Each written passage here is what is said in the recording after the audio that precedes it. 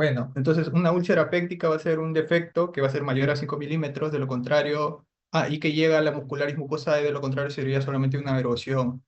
Su patogénesis, bueno, es multifactorial, ¿no? Y se debe a un desbalance entre factores tanto protectores como sería el bicarbonato, el moco, y agresores en la mucosa gastrointestinal, que vendría a ser justamente el ácido, la pepsina, y también otros factores infecciosos que vamos a ver más adelante.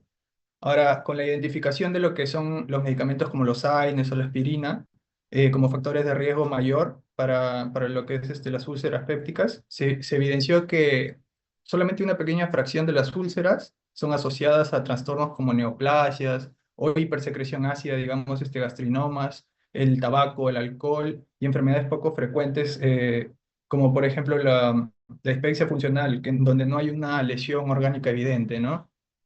Ahora, con lo que respecta a la epidemiología, bueno, la tendencia mundial tiende como a la disminución progresiva de lo que es la incidencia y complicaciones de la enfermedad ulceropéctica, sobre todo en pacientes menores de 60 años. Y esto se debe a interacción de factores como mejoras en las condiciones de salud y más cuidado con lo que es el uso de AINES, ¿no? Que ya se sabe que es uno de los principales factores para esto. En revisiones sistemáticas de la enfermedad ácido péptica, se estimó que la incidencia anual diagnosticada por el médico es de 0,1-0,2% y diagnosticados durante pacientes que ya están hospitalizados es de 0,03 a 0,17%. Ahora, ambos tipos aumentan su incidencia y riesgo de complicaciones con la edad, ¿no? Siendo el riesgo de sangrado hasta 13 veces mayor en pacientes mayores de 70 años que los que tienen menos de 40 años. Y con respecto a la prevalencia, se estima que es de 0,12 a más o menos 1,5% por año basadas en diagnóstico médico.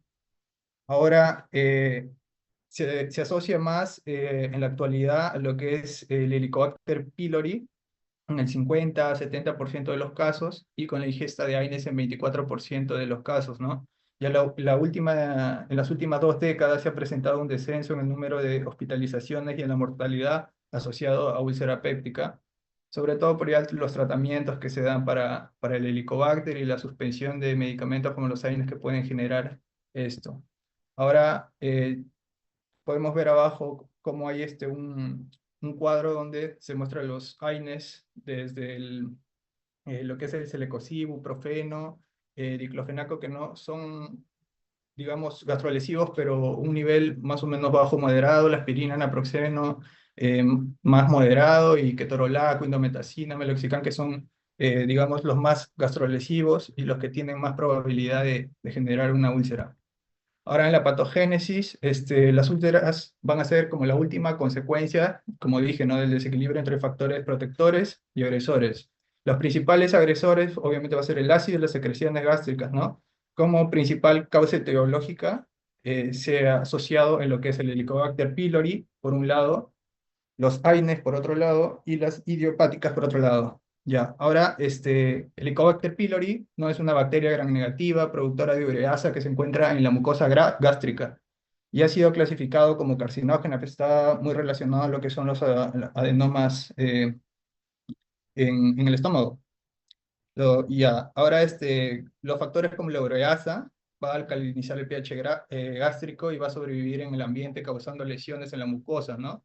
Aparte también genera una secreción de varios eh, citocinas, ¿no? Como interleucina 1, 6 o 8, factor de necrosis tumoral alfa, que lo que va a generar es producción de inmunoglobulinas por linfocitos B, y este estímulo crónico sobre estos linfocitos pueden favorecer la aparición para linfomas, ¿no? Ahora, también está lo que es que reduce la efectividad de los mecanismos de defensa, porque la bacteria, como tal, va a disminuir los niveles de factores de crecimiento epidérmico y otros factores de crecimiento, y ambos factores son, en realidad, inhibidores de la secreción ácida y promueven el crecimiento y la regeneración de la mucosa. Entonces, esto va a generar de que esté desprotegido, ¿no? Ya, con respecto a lo que son los AINES, eh, se dice que eh, varios millones de personas utilizan estos medicamentos diariamente, ¿no? Para diversas dolencias, y hasta un 30-50% presentan lesiones endoscópicas tipo petequia, erosiones, úlceras. Siguiente diapositiva, por favor. Ya, y el riesgo de úlceras y muerte en usuarios es de 3 a 10 veces más elevado. Como dije, en los adultos mayores son más susceptibles. Ahora, estos fármacos, ¿cómo va a actuar? Su efecto tóxico va a ser inhibir la COX-1, ¿no? La ciclooxigenasa tipo 1, que va a ser la enzima limitante en la producción de prostaglandinas que normalmente ayuda a mantener la irrigación de la mucosa. También aumenta la secreción de moco y bicarbonato, ¿no? Que van a alcalinizar y van a proteger del pH ácido del estómago. Ahora, la toxicidad gastrointestinal depende de características clínicas, así como de la clase química, la dosis, ¿no? Y la vida media del fármaco, ¿no? Hay algunos más y otros menos gastrolesivos. Ya, entre factores de riesgo para lo que es la enfermedad de ácido péptica asociada a AINES son, por ejemplo, que estén agregados a un anticoagulante o que sean a altas dosis o que obviamente tengan una úlcera complicada previa, ¿ya? Luego, por otro lado, quitando los AINES, tenemos la idiopática que se define como una úlcera de causa desconocida o que impresiona aparecer espontáneamente, o sea, sin ninguna lesión orgánica o una enfermedad de fondo. Entonces se tiene que haber descartado ya lo que son los medicamentos, así como lo que es el Helicobacter pylori. Comparativamente con las úlceras duodenales, por el Helicobacter pylori, por ejemplo, las idiopáticas se asocian más a una edad mayor, a mayor comorbilidad, antecedentes de neoplasias, cirugías, ¿no? Que sea fumador, el estrés, la hipersecreción ácida, ¿no? Como por ejemplo en el síndrome de Soler-Ellison. Y clínicamente se asocian a mayor riesgo de complicaciones, una peor respuesta a la inhibición ácida y que son más recurrentes, ¿no? Tienen mayor tasa de recurrencia. Ahora, los pacientes que presentan sangrado por estas úlceras presentan un aumento de 4 veces el riesgo de sangrado recurrente y obviamente una mortalidad mayor. Y bueno, ahí tenemos una clasificación también de lo que es los tipos, digamos, de enfermedad acidopéptica, ¿no? Empezando por lo que es la enfermedad de reflujo gastroesofágico, que se debe a una disfunción del esfínter esofágico inferior y un aumento de la presión intraabdominal. Luego, por otro lado, tenemos úlcera por AINES, ¿no? Por el uso crónico de AINES y que inhiben las prostaglandinas, ¿no? Que había explicado, que son protectoras. La úlcera por el Helicobacter pylori, que obviamente es por esta bacteria que ya expliqué cómo es más o menos sus mecanismos. La úlcera idiopática, ¿no? Que es obviamente antes habiendo descartado AINES y pylori, la dispepsia funcional, que es un trastorno funcional, no sin alguna causa orgánica, el síndrome de Solinger-Ellison, que es por la presión de un gastrinoma que produce gastrina y la gastrina va a estimular, es un secretagogo de lo que es el ácido clorhídrico en las células parietales, ¿no? Va a generar mayor acidez. Y la úlcera por estrés, que mayormente está asociado a pacientes críticos, ¿no? Y es por estrés fisiológico severo, por hipoxia, más que todo. Bueno, más adelante se va a explicar eh, la terapéutica de cada una de estas entidades clínicas. Siguiente.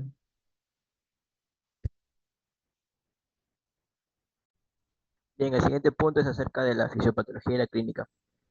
Bien, como se mencionó, la enfermedad acidopéptica no va a ser solamente una sola enfermedad, sino que va a ser un grupo de enfermedades, ¿no? Estas enfermedades tienen que estar relacionadas en sí con el efecto patológico que va a tener el ácido gástrico. Entonces, ¿cómo es que se va a dar? Se menciona de que va a haber un desbalance entre los mecanismos protectores y también los lesivos.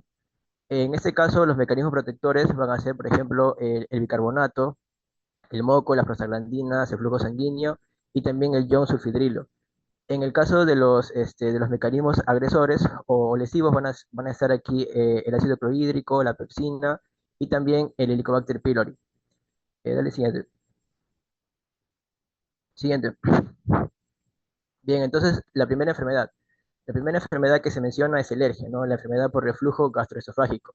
Lo normal se menciona es que en la unión esofagogástrica exista una sinergia, ya entre la parte del diafragma crural y también del esfínter esofágico inferior.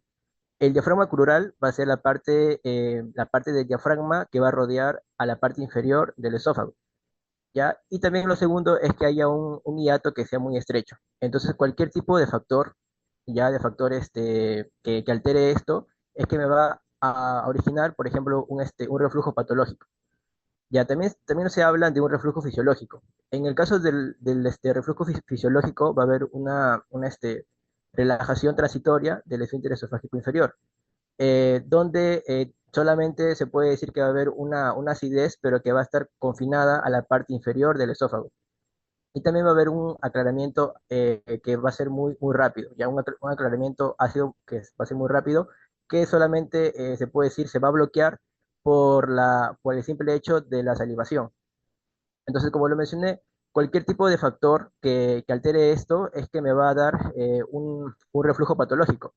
¿Y cuáles son esos factores? Por ejemplo, vamos a tener a dos grupos, a los factores instigadores y a los factores exacerbantes y perpetuantes. En el primer caso de los factores instigadores, vamos a tener a la obesidad, a la edad, a la genética, también al embarazo y a los traumas. Y en el segundo caso de los factores exacerbantes y perpetuantes van a estar la obesidad, la dieta, también la disfunción neuromuscular y la fibrosis esofágica. Entonces, todo esto me va a originar de que haya un deterioro en el mecanismo de la unión esofagogástrica, como por ejemplo puede ser una laxitud y también una disminución de la sinergia entre la parte del diafragma crural con la parte del esfínter. También va a haber acá una distensibilidad aumentada y también un incremento de la presión intraabdominal. A su vez, esto me puede llevar a una hernia yatal manifiesta que pues no va a ser nada más que, por así decirlo, una superposición de la parte superior del estómago hacia el esófago, ¿no? Se va a ir por encima del diafragma. Aquí, pues, esto se va a deber a que va a haber una disociación entre el diafragma y el esfínter y también va a haber un hiato dilatado, ¿no? Eh, entonces, en consecuencia, esto me va a llevar a un reflujo patológico, va a haber un aumento en la relación reflujo-volumen y reflujo proximal, también va a haber una pobre discriminación entre la parte gas y líquida y también una hipersensibilidad esofágica. Eh, Como segundo punto, también tenemos que el aclaramiento esofágico va a ser patológico. Como lo mencioné, el aclaramiento del ácido tiene que ser rápido, pero en este caso se va a prolongar, ¿no? El ácido pues, se puede ir inclusive hasta a la parte de la garganta, ¿no? Y puede dañar, por así decirlo, a la parte distal del esófago, ¿no? También lo que nos mencionan es que este reflujo puede estar inducido con el simple hecho de la deglución y también va a aumentar en la posición supina. Entonces, vamos a tener aquí algunos síntomas esofágicos y síntomas extraesofágicos.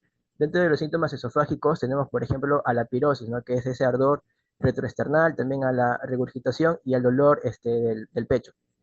Y también pues, se puede ver algunas alteraciones en la mucosa, como por ejemplo la esofagitis, que según esto se puede clasificar, por ejemplo, a la ERGE bueno, en una ERGE erosiva o no erosiva. También se puede ver también constricción, metaplasia, que va a ser la metaplasia intestinal columnar, ¿no? Que es el esófago de Barrett, y también cáncer, ¿no? Siguiente. Bueno, aquí se pueden mostrar los mismos mecanismos que he mencionado y también las manifestaciones extraesofágicas, ¿no? Que se van a subdividir en tres grupos, en las laringofaringias, respiratorias y otras. Dentro de las laringofaringias está, por ejemplo, el ardofaringio, la faringitis, el laringoespasmo, laringitis, sifonía, entre otras. Y dentro de las respiratorias está la tos crónica, fibrosis pulmonar, asma y EPOC. Y otras, pues por ejemplo, puede ser un escurrimiento nasal, dolor torácico, atípico, sinusitis y también otitis media. Entonces también nos mencionan un modelo, ¿no? de la alergia, que es un modelo de espectro continuo de la alergia, donde primeramente va a empezar, como lo mencioné, con una alergia no erosiva. Luego, según los grados por así decirlo, de lesión, ya que es una clasificación de Los Ángeles, nos va a clasificar en de bajo grado, que van a ser de A y B, los grados A y B, y también de alto grado, ¿no? Que son C y D, ¿no? En la parte inferior están unas imágenes, ¿no?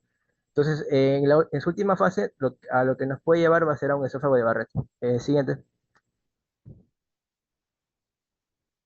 siguiente.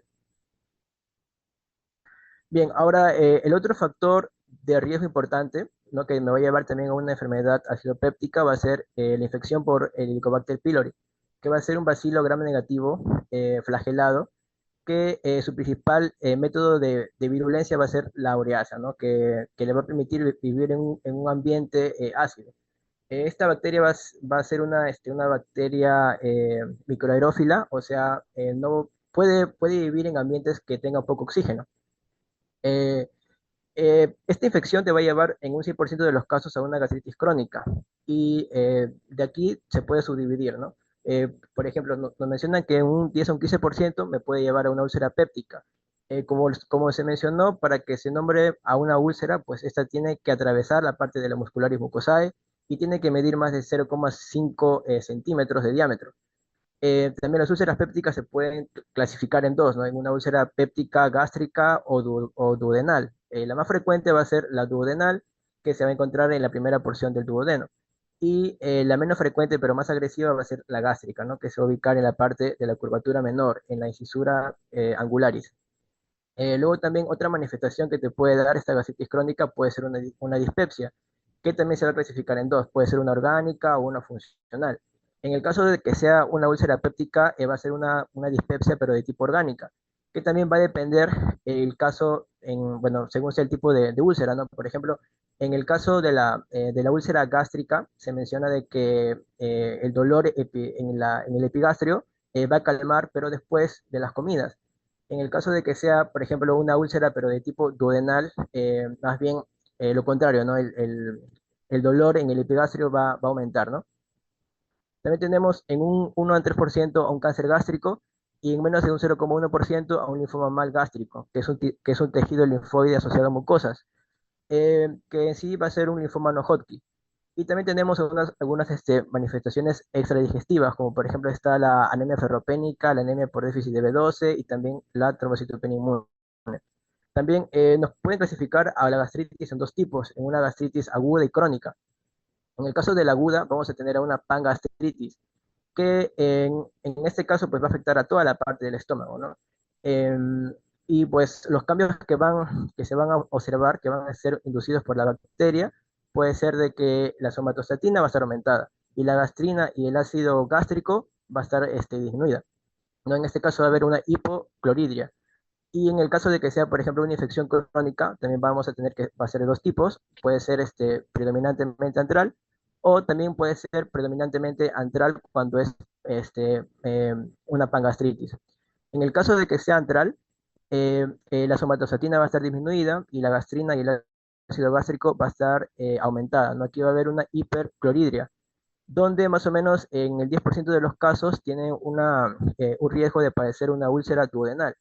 En el caso de que afecte a la parte del cuerpo, la parte del ácido gástrico puede estar normal a disminuida y donde más o menos, bueno, van a tener de 2 a 3 veces mayor un riesgo de padecer un cáncer gástrico. En la parte derecha ya se puede observar cómo es que esta infección por el Helicobacter pylori, bueno, se puede decir cómo es su evolución, ¿no? Primeramente una mucosa normal gástrica, luego una gastritis superficial, luego una gastritis atrófica, una metaplasia intestinal, una displasia, y por último un cáncer gástrico, un cáncer gástrico de tipo intestinal, ¿no? Siguiente.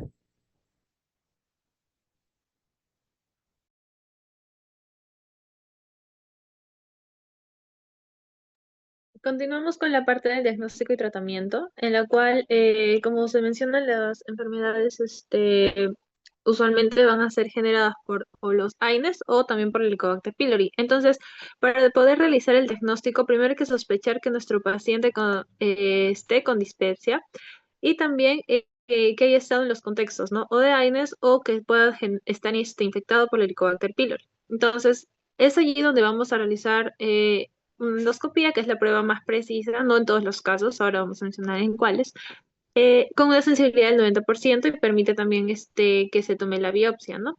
Y ahora, acá hay algunas pruebas, ¿no? Hay invasivas, no invasivas.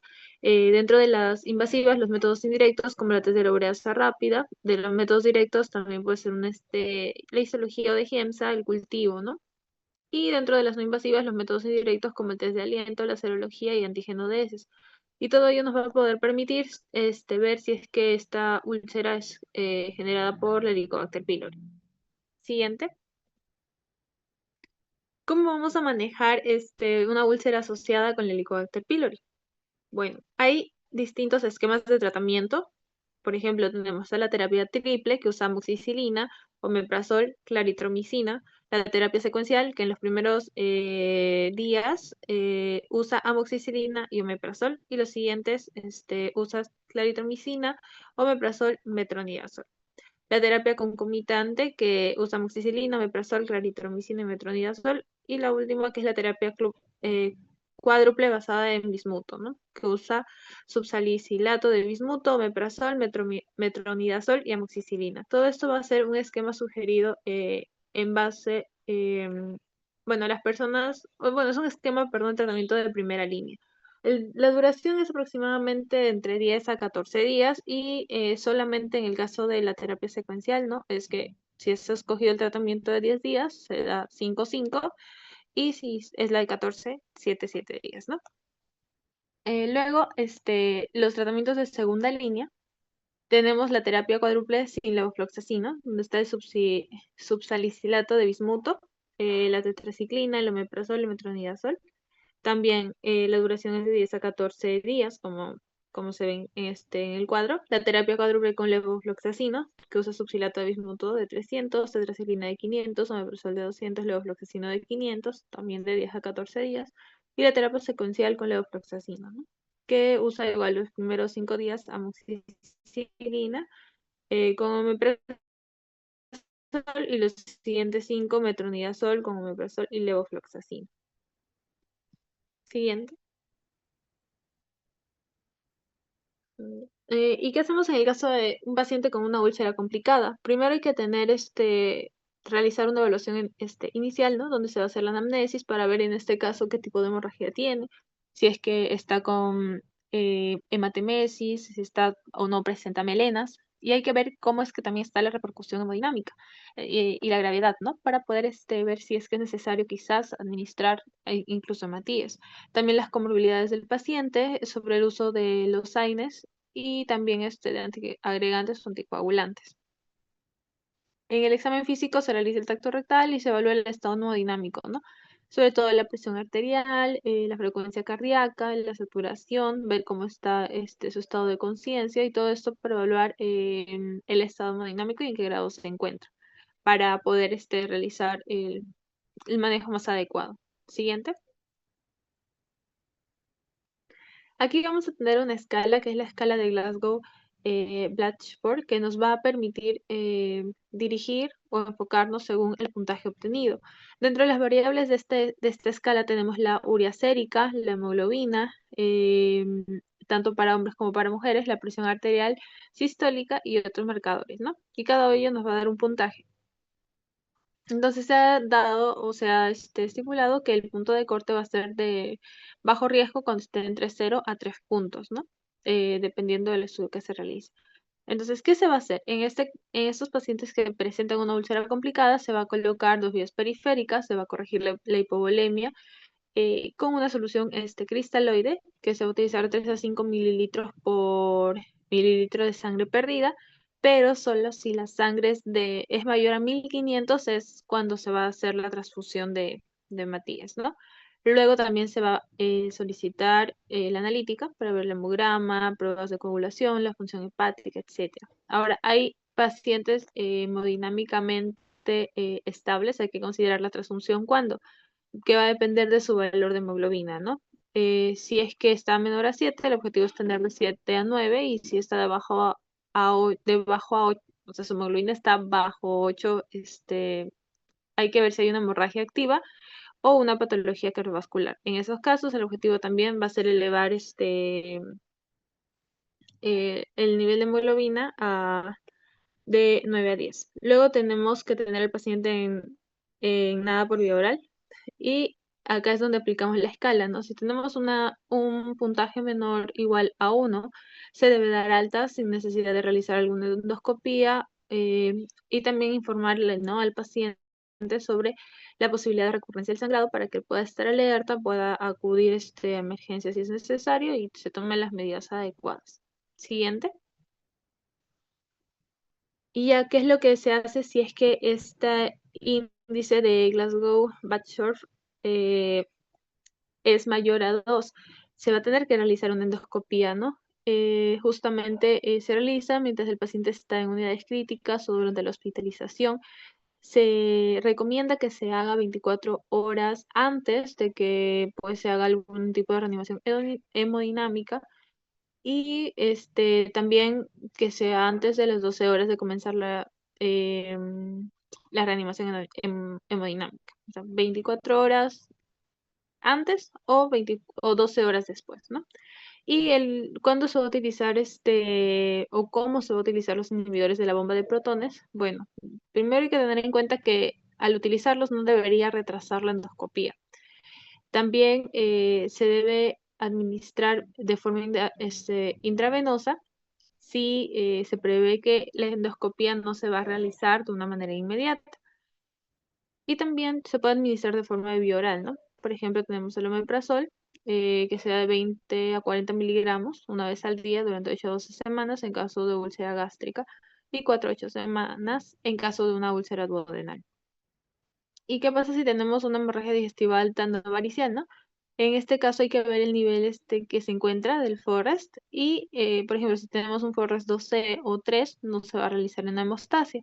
Solamente hay que ver el índice de full Rockwell, ¿no? Si en este caso el puntaje está menor a 2, hay que pensar en dar una alta. Y si es mayor a 2, hospitalizamos.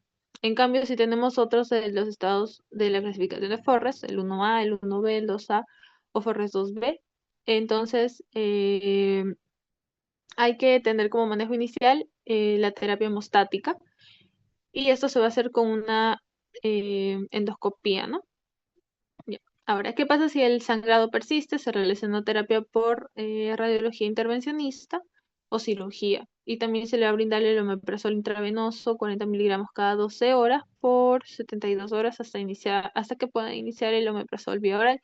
Pero si el sangrado se detiene, se brinda igual el mismo tratamiento con omeprazol intravenoso igual, 40 miligramos cada 12 horas o 8 miligramos por hora por 72 horas o hasta que puedan iniciarlo por vía oral, ¿no? Y luego se realiza el seguimiento endoscópico rutinario y ya luego el manejo de sangrado, ¿no?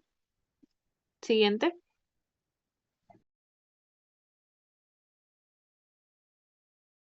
Bien, bueno, ahora siguiendo con lo que viene a ser un caso clínico, tenemos una paciente femenina de 58 años de edad con artritis reumatoidea en tratamiento con metotrexato, a dosis de 25 miligramos por semana, combinado con ibuprofeno de 400 miligramos vía oral cada 24 horas por 3 semanas, que refiere a un dolor a nivel epigastrio con ingesta de alimentos y mejoría del mismo con la meditación de antiácido.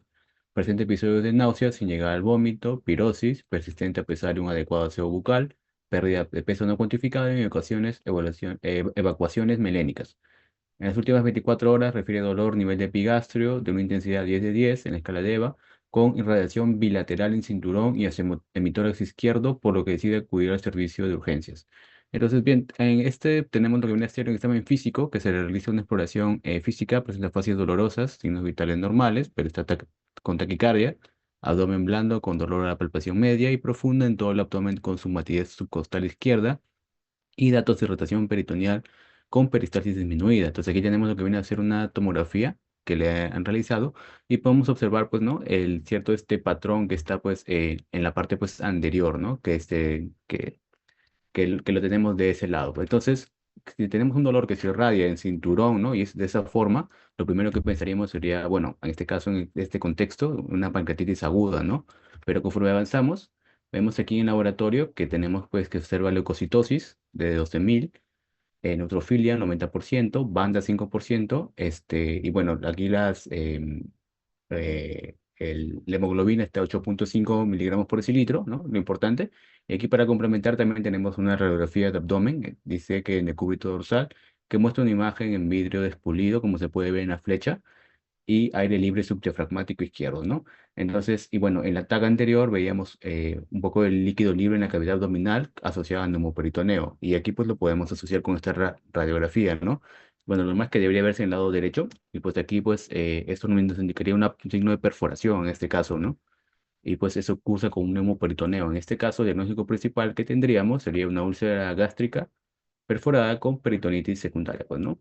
Y bueno, aquí pues para estabilizarlo tenemos la terapia que ya se ha mencionado, tanto lo que viene a ser los cristaloides para la bulimia primero mantenerlo estable, luego la transfusión sanguínea y tenemos el omeprazol en 80 miligramos en bolo intravenoso. Y bueno, lo demás sería pues ya medidas pues ya de cuidado, pues, ¿no? Como la zona nasogástrica, para prevenir usamos antibióticos para que no se haga una peritonitis espontánea secundaria y intervención quirúrgica. Y bueno, ¿no? Si en caso de se tratara en la biopsia de un H. pylori, cosa que pues va a ser así, utilizaremos la terapia triple, terapia cuádruple, pues para erradicar esta bacteria. Eso sería todo. Muy bien. A ver, preguntas. ¿Cómo evalúan a un paciente que está con signos de sangrado, consecuencia de una úlcera péptica o una hemorragia digestiva, en otras palabras? Mm. ¿Qué es lo que observan primero? Doctor, ahí podría ser, bueno, primero quisiera diferenciarlo, pues no una hemorragia digestiva alta y una baja. Para eso primero es con la parte clínica. Se pregunta al paciente, pues, ¿no? Semiológicamente, si el sangrado, nos llevaría a pensar en una melena, si es que es, nos dice que es negras como en el quitrán, con olor pútrido, o si es que es un sangrado, pues, que va, pues, en una rectorragia, pues, ¿no? Un sangrado más, rutilante que viene a ser. Ya. ¿Qué más?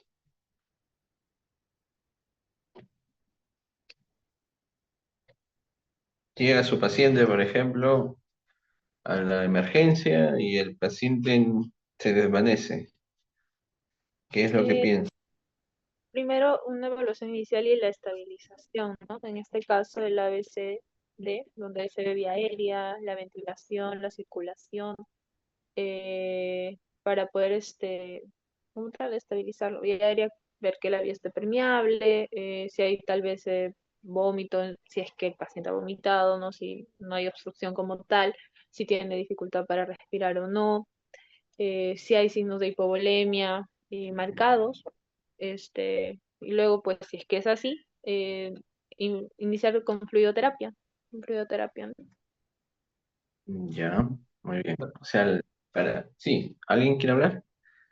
Sí, también iba a decir sobre, obviamente, sacarle un hemograma y grupo sanguíneo por si la transfusión es necesaria, ¿no? Y para ver la localización de lo que es la úlcera sangrante, podría ser una endoscopía en las primeras 24 horas. También Claro. clasificar el riesgo, ¿no? Como dijo mi compañera, ver lo que son los signos vitales, pues si hay signos de shock. Exacto. Lo primero que ustedes tienen que hacer en un paciente que puede presentar una hemorragia digestiva es evaluar el estado hemodinámico. ¿Cómo lo evalúan? Simple, tomas tu presión arterial, ves sus funciones vitales, ves las características físicas, ves si en la parte de la frecuencia cardíaca presenta alguna alteración hemodinámica, taquicardias, etc. Pero una de las maneras importantes como para predecir un trastorno de un consecuencia de un sangrado de repente es hacerle una medición de presión ortostática. ¿Qué significa? Una presión acostado y una presión, digamos, erguido, parado, ¿no? Para ver esa diferencia de presión. ¿Cuánto de presión debe diferenciarse entre uno y otro? ¿Es igual la presión acostado que la presión en un paciente que está sentado o parado? ¿O cuánto de diferencia debería haber para yo pensar que hay un cuadro sangrante o un cuadro hemodinámico? ¿Qué dicen, chicos?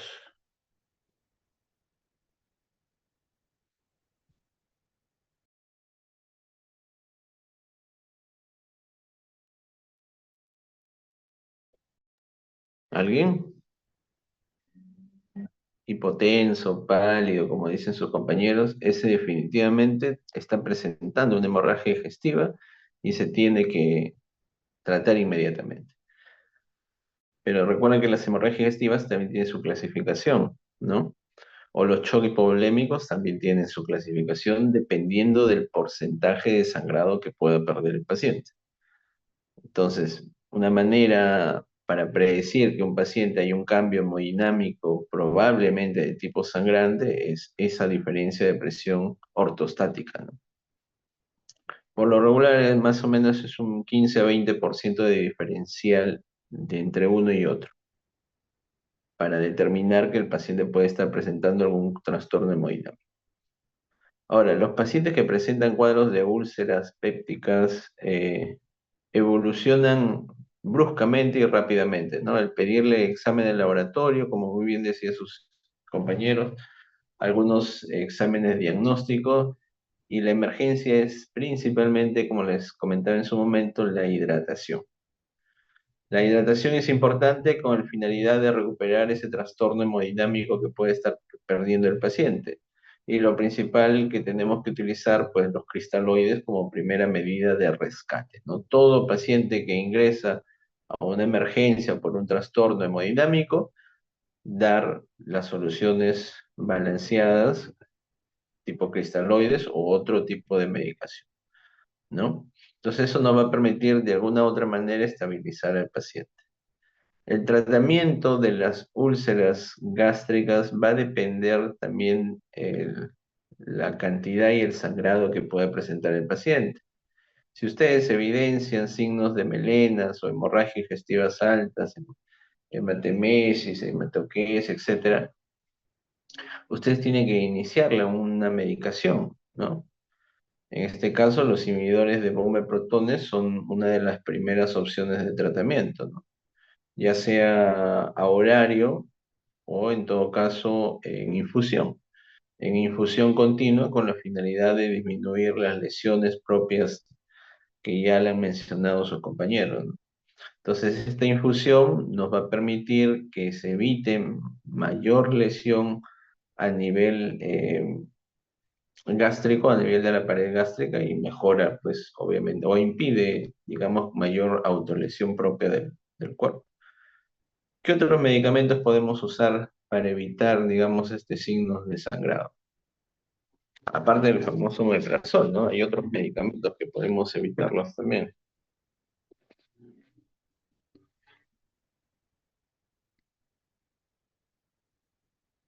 ¿Cuál es la finalidad de eso?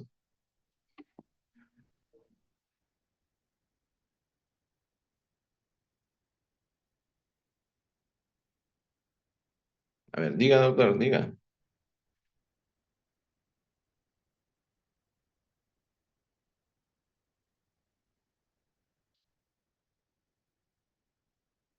Ya, ayuda a lo que es a la formación de lo que es el trombo a nivel de la úlcera.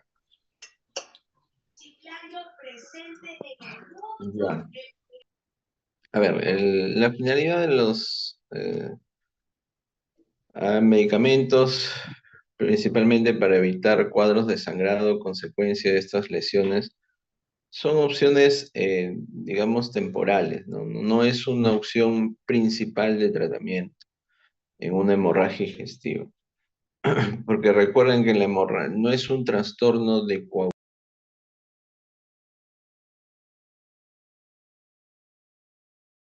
La intoxicación por alcohol va a ocurrir más que nada cuando se va a tomar una dosis excesiva del medicamento, en este caso del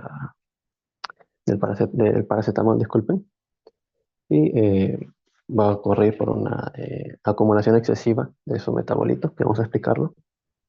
Eh, bueno, entonces, en cuanto a los factores de riesgo, para esta, para esta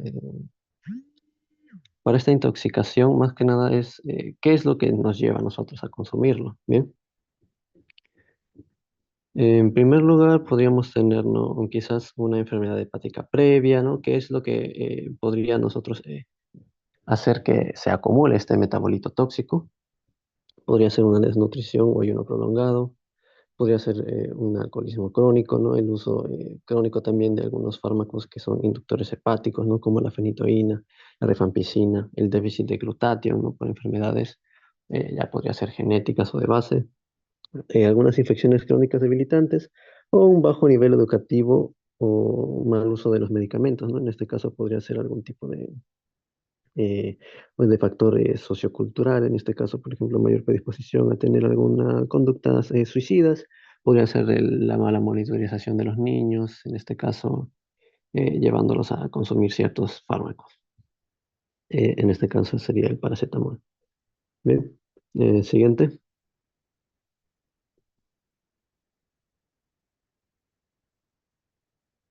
Ya, aquí podemos ver aquí nosotros cómo es que funciona en primer lugar cómo es que sería lo normal, ¿no? En este caso, podemos ver la vía metabólica del paracetamol. Podemos ver aquí que lo normal es que se pase por dos vías, ¿no? Una glucuronidación, bien, que se va a conjugar con ácido glucurónico, formando así un compuesto inactivo que se va a excretar por la orina, ¿no? También por la sulfatación, que es más que nada es un poco menos, ¿no? Un 30% menos, 30% del resto, que se va a conjugar con el sulfato, que también va a ser excretado por vía renal.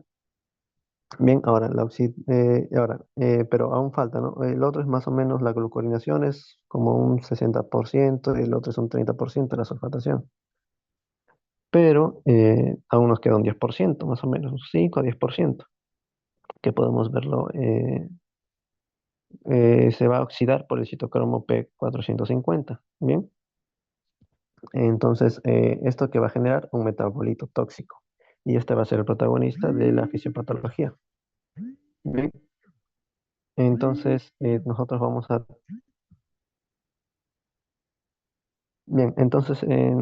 a tener este metabolito que es el NAPQI, el N-acetilpe benzoquinoneinina, que en condiciones normales es muy rápidamente detoxificado por el glutatión hepático. Bien, y es ese glutatión, el que hemos mencionado hace un momento, el que va a ser el protagonista de esta intoxicación. Entonces así este glutatión va a formar se va a conjugar, ¿no? Se va a conjugar en metabolitos ya no tóxicos, ¿bien? Y también se va a eliminar por la orina. Y ahora el hígado va a mantener este equilibrio. Pero cuando no hay este equilibrio, o sea, cuando hay un consumo excesivo, el NAPQI consume, va a consumir, ¿no? Rápidamente estas reservas de glutatión y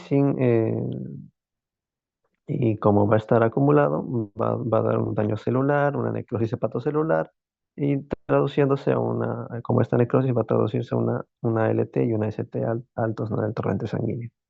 Bien, siguiente.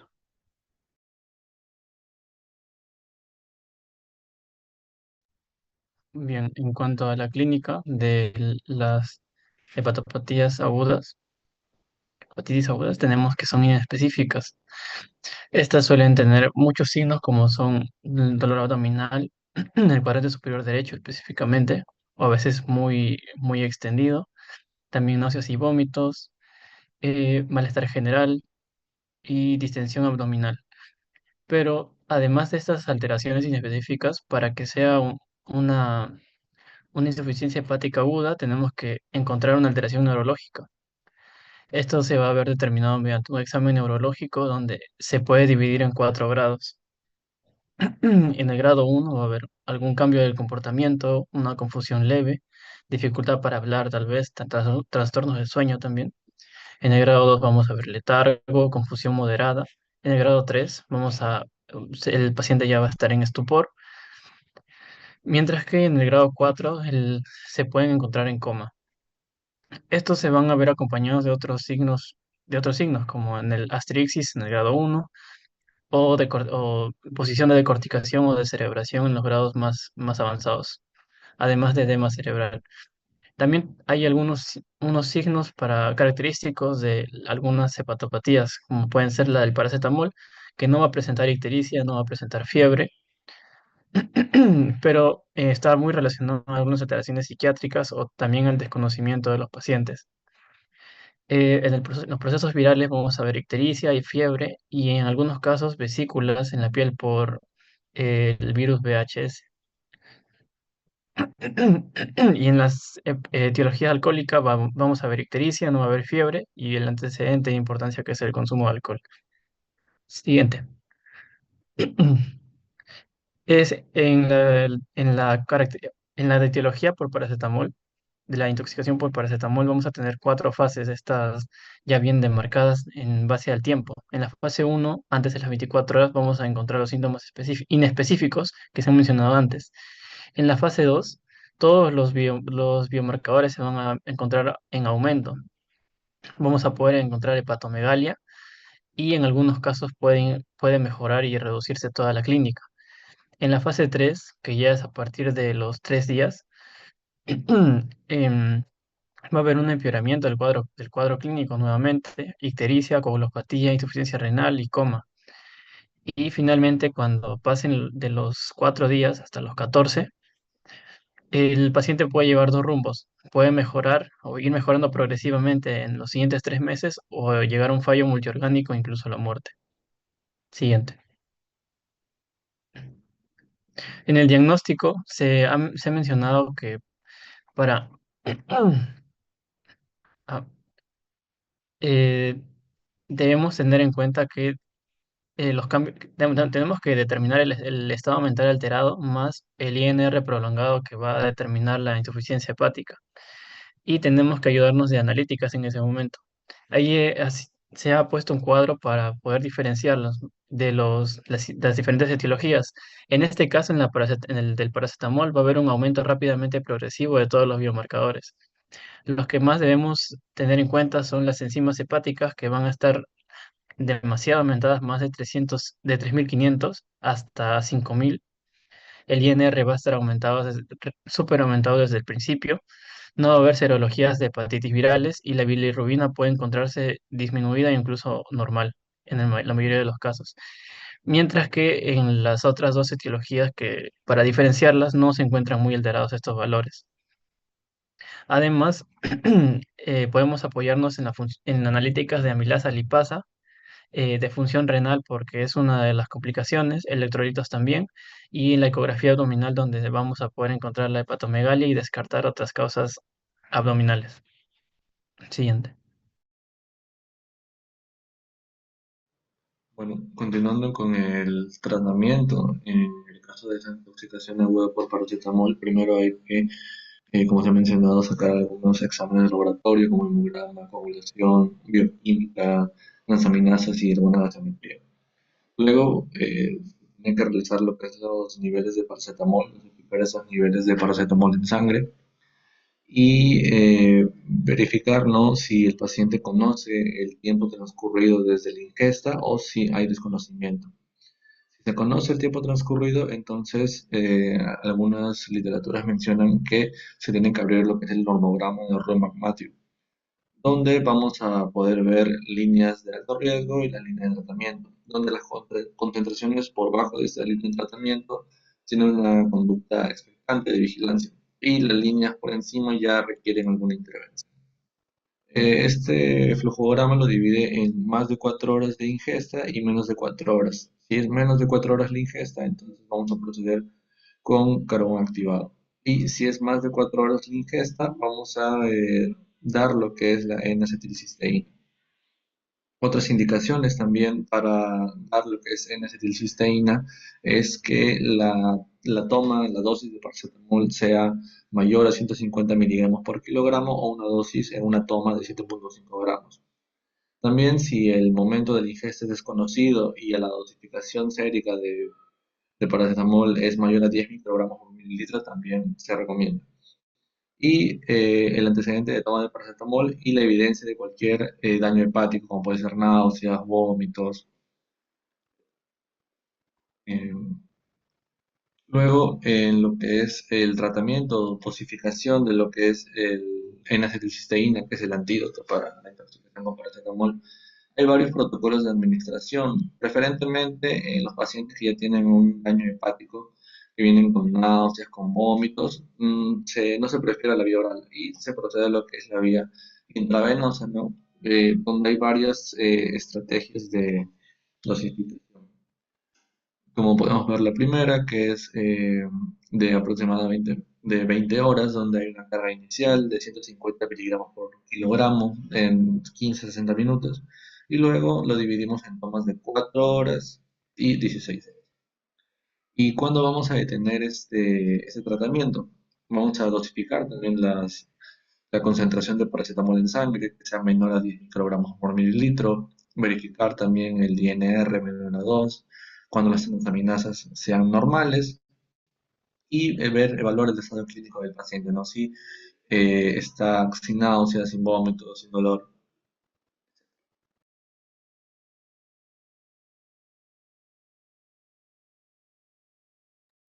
Ya. Ahora, continuando con la exposición, vamos a ver lo que es el caso clínico. En este caso clínico es una paciente femenina de 23 años que llegó por una consulta con su familiar por tomar muchas pastillas de paracetamol porque se sentía muy mal. No hay antecedentes patológicos conocidos y no hay consumo habitual de fármaco ni sustancia. Aproximadamente 6 horas, la paciente ingirió intencionalmente, según se dio los blisters, 20 tabletas de paracetamol de 500 miligramos. En total sería una dosis de 10 gramos en un intento de suicidio tras una disputa familiar. Y posteriormente presentó ya la clínica que viene con náusea, vómito, malestar general, por lo cual fue llevada por su madre al servicio de emergencias. A la hora de hacer el examen físico, se vio de que lucía ansiosa, con náuseas, como se mencionó antes. En lo que con respecto a la actividad de pupilas, van a estar isocóricas reactivas, en ese punto no es alterado. Se va a encontrar un dolor leve a la palpación hipocondrio derecho, sin normal, y en la piel todavía no se va a evidenciar ni ictericia ni rash. En los exámenes auxiliares que se llevan en ese momento, a las 6 horas post ingesta, vamos a ver de que se encuentra 180 microgramos por mililitro. Y las transaminasas por el momento se van a encontrar lo que es un poco elevadas, pero se encuentran casi dependiendo de la normalidad. Y luego vamos a ver de que el resto de exámenes se va a encontrar normal. Siguiente.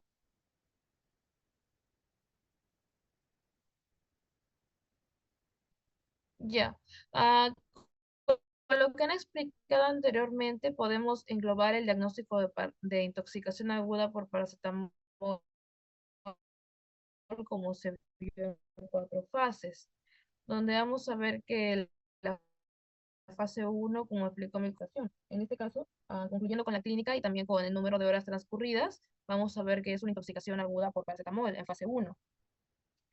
Y con lo que respecta al tratamiento, como estamos dentro de lo que son las 6 horas, como mencionó la paciente, ahí se evidenció, vamos a ver de que en las medidas generales, primero hay que tener una monitorización continua, hidratación intravenosa y claramente apoyo psicológico. Pero el tratamiento específico para lo que es intoxicación, como se ha visto, ah, como se ha visto utilizando lo que explicaron del normograma, se puede ver que nosotros debemos utilizar este normograma para calcular tanto las horas pasadas como la concentración sérica de lo que es el paracetamol en el examen auxiliar.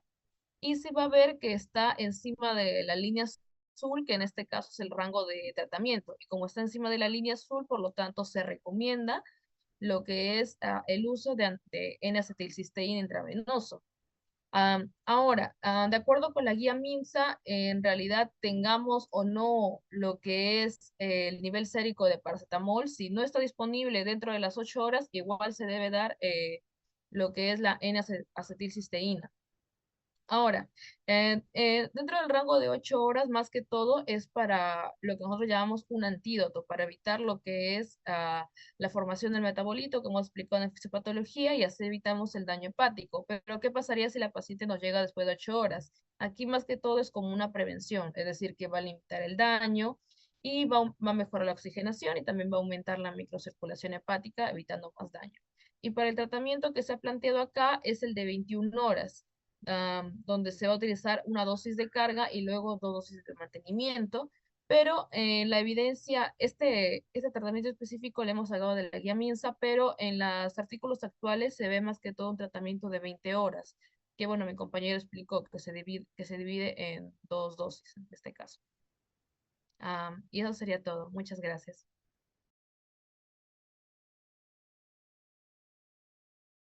Bien, jóvenes.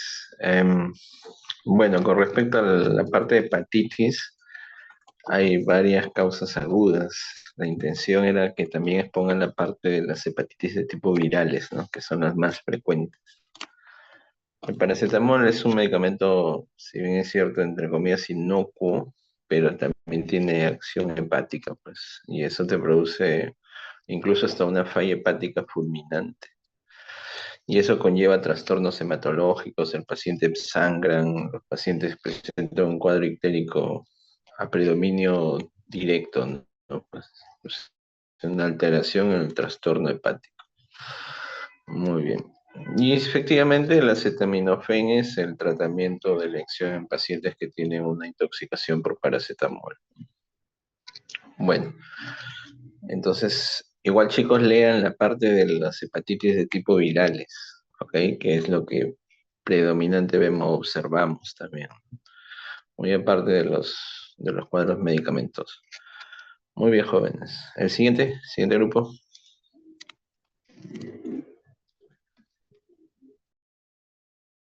Ser una hepatitis que es causada por la infección del virus de la hepatitis C, que ataca principalmente al hígado y provoca la inflamación de este. No, para hablar un poco sobre la epidemiología a nivel mundial, tiene una prevalencia de 50 millones de personas a nivel mundial y bueno, llega a causar la muerte de 242.000 personas a causa de las complicaciones de esta infección, ¿no? Como mencioné, la cirrosis y el carcinoma hepatocelular. El genotipo más frecuentemente encontrado es alrededor del 46%, es el virus de la hepatitis C tipo 1. Y a nivel nacional, pues tenemos la prevalencia del 0,25 a 1% de los casos. Y la tasa de mortalidad por esta infección del virus de la hepatitis C va desde 0,04 por cada 100.000 habitantes. Bueno, a nivel nacional, el genotipo más frecuente también es el tipo 1, pero de subtipo 1A, un subtipo 1B, 2B y 3A. Ya, bueno, para hablar sobre la etiología, bueno, más que todo el virus de la hepatitis C es un virus ARN de la familia Flaviviridae y género Hepacivirus. Aquí existen 7 genotipos, bueno, el más conocido que es el genotipo tipo 1, que es el más ampliamente disperso en el mundo, seguido por el genotipo 2, que es también ampliamente disperso, pero más que todo enfocado en África Central y Occidental. El genotipo 3 más vinculadamente al continente asiático y también al consumo de drogas. El genotipo 4 más que todo en Norteamérica y Oriente Medio. El genotipo 5 en Sudáfrica, genotipo 6 en Sudeste Asiático y el genotipo 7 más que todo en África Central, específicamente en el Congo, ¿no? Siguiente. Ya. Las vías de transmisión de la hepatitis C va a ser más que todo por transfusiones sanguíneas o por vías parenterales, ¿no? Bueno, dentro de ellas tenemos la transfusión de sangre contaminada, inyecciones con agujas contaminadas, más que todo en personas que tienden a inyectarse drogas, o también por descuido del personal médico. Bueno, también transmisión por vía sexual, por medio de tatuajes, por compartir la cuchilla de afectar en un paciente que ya está contaminado por el virus, y también se menciona lo que es la transmisión materno-fetal. Ya. Bueno, para hablar sobre grupos poblacionales en riesgo, bueno, mencionar a las personas que están necesitando transfusiones frecuentemente de sangre, productos sanguíneos, pacientes que están sometidos a hemodiálisis, receptores de trasplante de órganos sólidos, lo que mencioné antes, no usuarios de drogas inyectables, el personal sanitario, cualquier tipo de persona que esté expuesta al contacto con sangre, bueno, contactos sexuales de una persona infectada por el virus, personas que han sufrido violencia sexual, personas con diagnóstico de VIH, las trabajadoras sexuales, hombres que tienen sexo con hombres y mujeres transféminas, y personas privadas de su libertad, ¿no? Y en base a esto vamos a hablar también sobre la prevención, ¿no? Bueno, se menciona de que los bancos de sangre tienen que garantizar el tamizaje de los potenciales donantes, eso mediante un control, ¿no? Y, y, y que es un infectado por virus de hepatitis C, se le tiene que hacer su traslado para correcto tratamiento del mismo. Referencia de los casos también en establecimiento de salud, haciendo un método de prevención para toda persona que tenga diagnóstico del virus de la hepatitis C. Siguiente.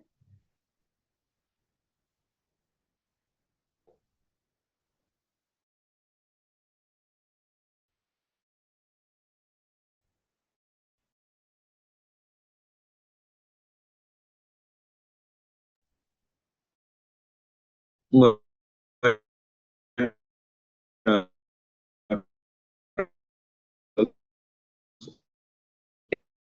daño de forma de aumentación viral, como es un virus citopático, no destruye directamente las células, sino se replica dentro de los hepatocitos, ya usando la maquinaria celular, en donde este virus causa una alta mutación, variabilidad, una variabilidad genética, lo que dificulta la eliminación del sistema inmune.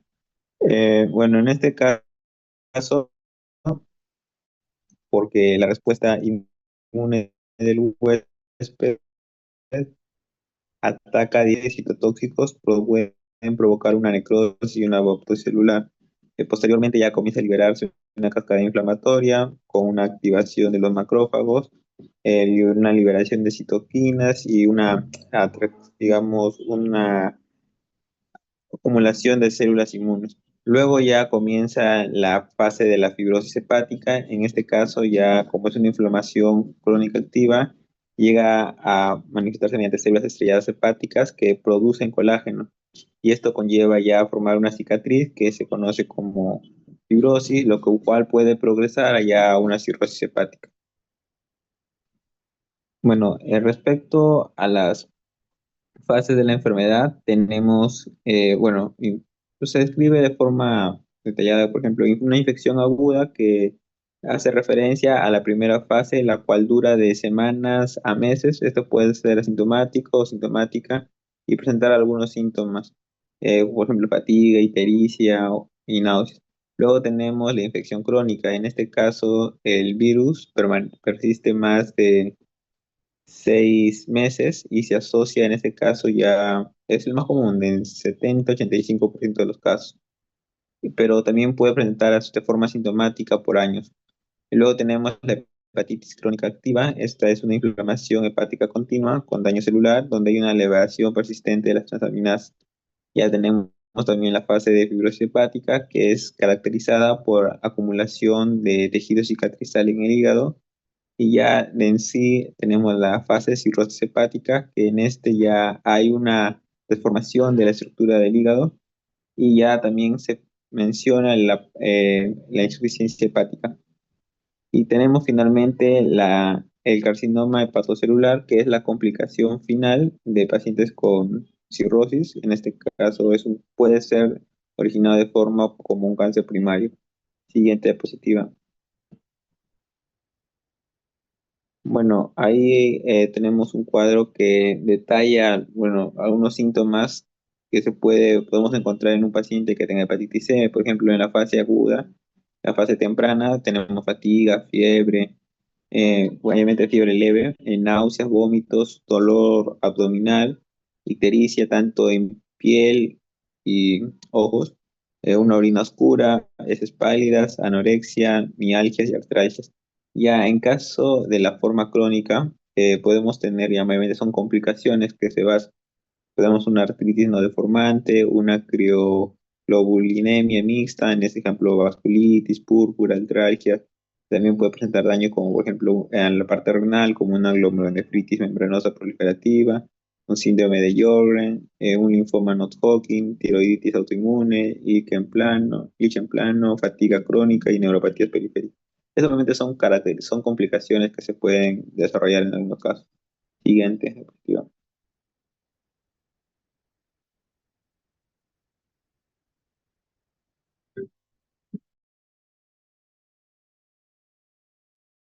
Bueno, ahora vamos a seguir con lo que sería el diagnóstico, ¿no?, del virus de la hepatitis C.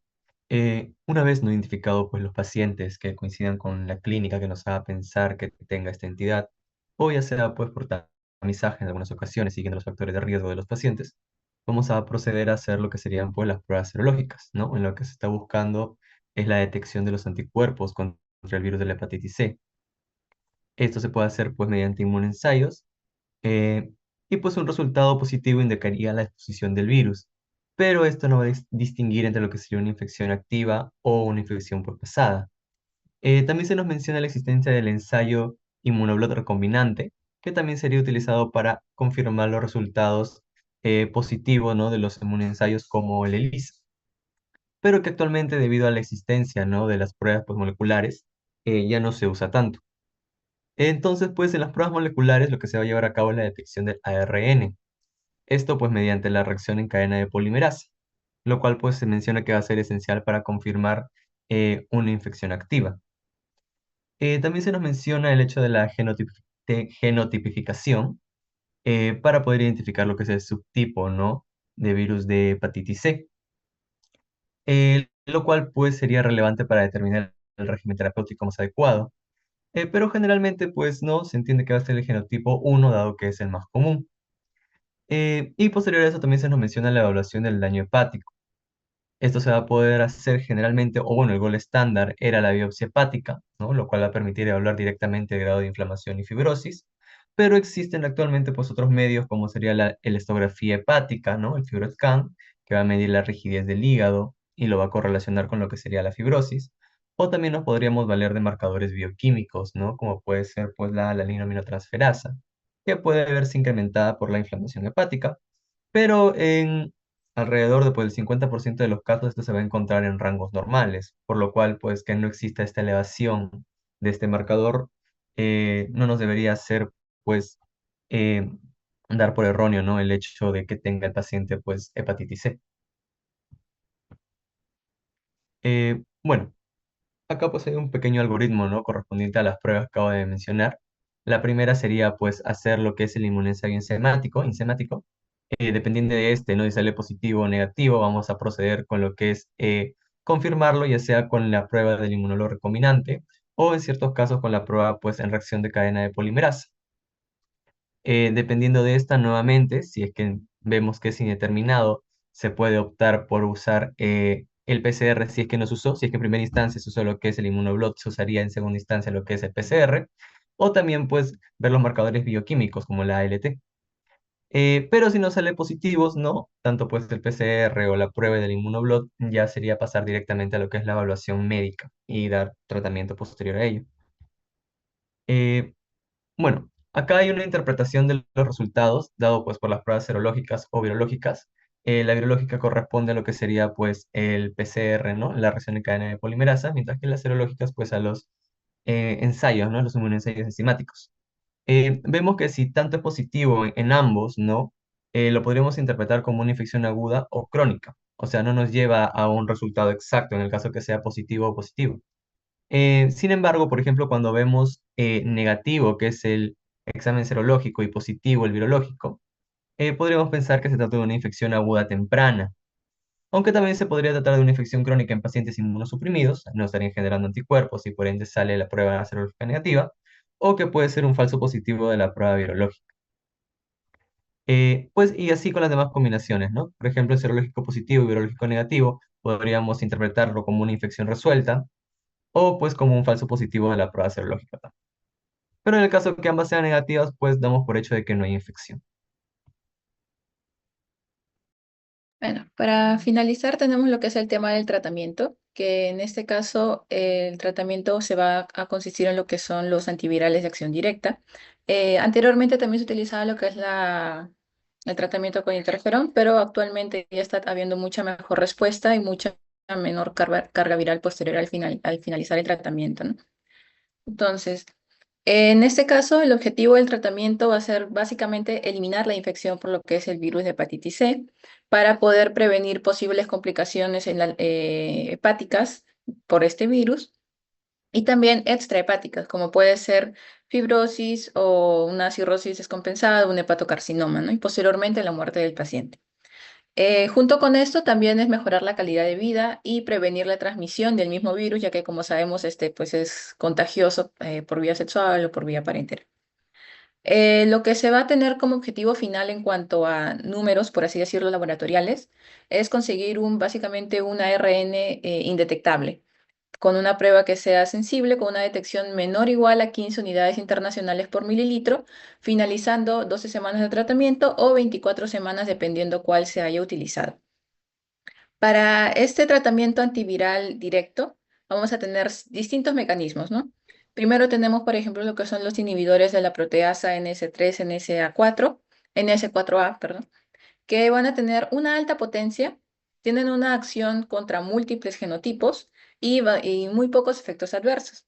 Y también son menos susceptibles a lo que es mecanismos de resistencia viral, ¿no? Acá tenemos, pues, por ejemplo, el cimeprevir, paritravir o glecaprevir. Luego vamos a tener lo que son los inhibidores de la polimerasa NS5B. Estos pueden ser tanto análogos nucleósidos como lo es el sofosbuvir o análogos no nucleósidos como lo que es el dazabuvir. El primero que he mencionado, que es el sofosbuvir, va a ser pangenotípico y de alta potencia con pocos efectos adversos. Pero el siguiente, que es no nucleósido, tiene una menor potencia y es activo únicamente con el genotipo 1, ¿no? Sin embargo, pues presenta pocos efectos adversos y pocas interacciones medicamentosas. Y por último tenemos los inhibidores de la polimerasa NS5A. En este caso van a también presentar una alta potencia con pocos efectos adversos y son activos contra varios genotipos y son muy usados actualmente, ¿no? Como por ejemplo tenemos lo que es el pibrentasvir o el daclastavir. Entre estos mencionados tenemos lo que son pangenotípicos o paragenotípicos específicos o combinaciones, que puede ser utilizado un comprimido, 2 o hasta 3 comprimidos al día, como es el glecaprevir con el pibrentasvir. Eh, Siguiente, por favor. Vamos a tener posterior a ello el seguimiento dividido en cómo se va a seguir pacientes que sí hayan desarrollado cirrosis y pacientes que no. En el caso de pacientes que hayan desarrollado cirrosis, se va a tener un plan simplificado, se menciona, en donde es elegible personas adultas con hepatitis C crónica que pueda estar infectado por cualquier genotipo y que no presenten el diagnóstico de cirrosis y tampoco hayan recibido tratamiento previamente. Se va a dar con lo que es el glecaprevir 300 miligramos con pibentrasvir 120 miligramos tomados con alimentos durante 8 semanas, o lo que puede ser el sofosbuvir 400 con belpastavir 100 miligramos durante 12 semanas. ¿Quiénes no son elegibles para este tipo de tratamiento? Va a ser pacientes que hayan recibido previamente ya tratamiento para hepatitis C, pacientes que presenten cirrosis, pacientes con un filtrado glomerular menor a 30 mililitros por minuto y que sean positivos para VIH o para antígeno de superficie de hepatitis B. Entonces, ¿cuál es el seguimiento a estos pacientes posterior al tratamiento? Se va a valorar la curación por medio de la determinación cuantitativa, como había mencionado, de lo que es el ARN del virus de hepatitis C, y esto 12 semanas o después de haber completado todo el tratamiento, ¿no? Considerándose indetectable y dando por entendido una cura biológica de la enfermedad. También, luego de haber alcanzado esta cura biológica, ya no es necesario un seguimiento hepático en pacientes, como menciono, que no hayan alcanzado lo que es la cirrosis.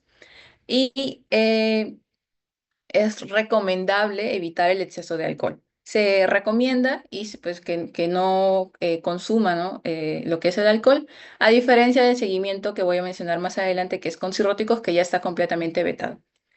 En el caso de pacientes que no hayan alcanzado una cura biológica, el seguimiento va a ser pues valorar un retratamiento y en los que no se les pueda volver a tratar, se recomienda una valoración de la progresión de la enfermedad de cada 6 a cada 12 meses, solicitando lo que es función hepática, lo que son estudios hematológicos y lo que es su INR. Y, igualmente, ¿no? Recomendar que evite el exceso de la toma de alcohol. Siguiente, por favor.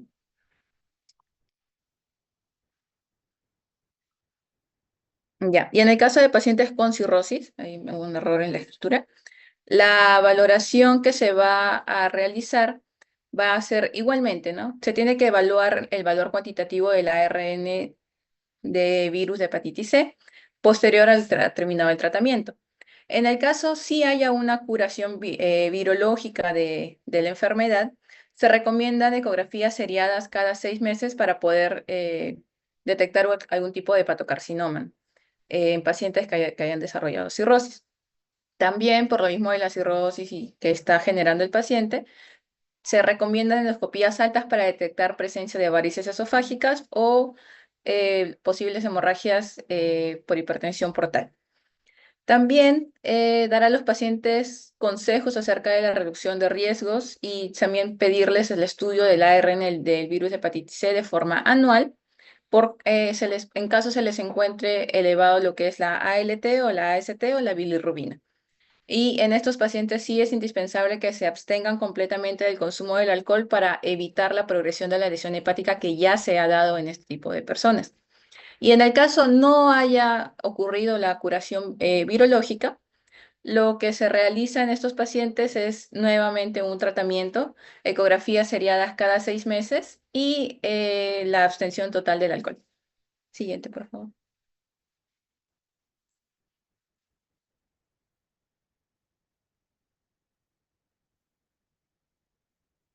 Ya. Para finalizar con lo que es el caso clínico, vamos a tener un varón de 41 años de edad que pesa 67 kilos y su talla es de 185 centímetros, presentando un IMC de 19,5. Lo que va a presentar como antecedente es un compromiso pulmonar severo por una infección crónica de Pseudomonas aeruginosa y de Staphylococcus aureus, que es meticilino resistente. Fue asistido y como antecedente importante es que presenta el diagnóstico de fibrosis quística que fue dado a los 9 años de edad. Se le evidenció un progresivo deterioro de la función respiratoria con un volumen de expiración forzada del primer segundo de 17% y una capacidad vital forzada de 35%, por lo que se le llegó a internar al paciente. Se le realizaron pruebas bioquímicas y hematológicas en donde podemos encontrar lo que es una ALT de 90 y un AST de 70, así como una bilirrubina de 0,7, una bilirrubina directa de 0,1 y una indirecta de 0,6, y al estudio del virus de hepatitis C se detectó que estaba positivo.